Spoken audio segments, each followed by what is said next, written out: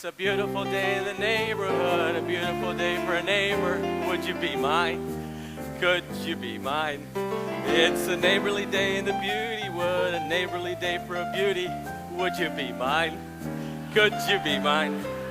I've always wanted to have a neighbor just like you. I've always wanted to live in the neighborhood with you. So let's make the most of this beautiful day. We might as well sit and say, won't you be, could you be, would you be my neighbor? Won't you please, please won't you be my neighbor?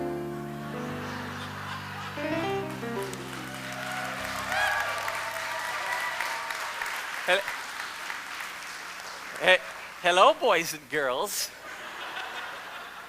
Can you say embarrassing? If this is your first week at Bay Hills Neighborhood, I would like to welcome you. My name is Terrence Green. I can't do this. Oh, man. Okay, you're all dismissed. Let's go have brunch. No, I'm just turning your Bibles to Ephesians. Ephesians, page 829.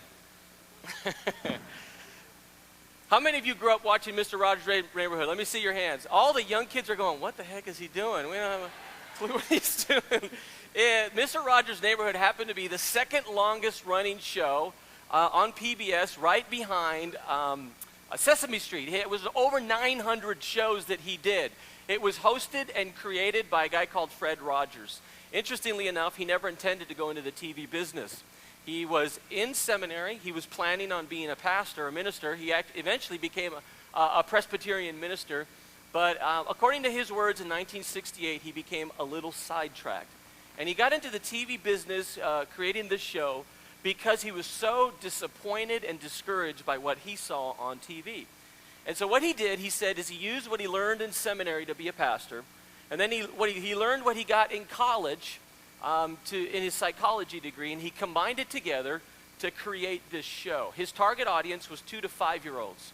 And his goal was to try and help them imagine a world that was filled with respect and filled with kindness and filled with love.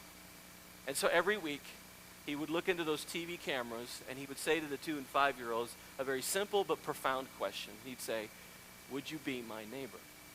We're starting a brand new series today. It's going to take us for 3-4 weeks. And we're talking about neighbors, about relatives, about living in community and what that looks like and what that means. And just kind of staying generally with the theme of today, of Mother's Day. What we're going to talk about is I want to try and give you some ideas of what to do to build the relationships, not with the neighbors that live next to you in the other house, but really the neighbors that live really, really close to you, the ones that live in your very own room or the room right next to you. They're called your family.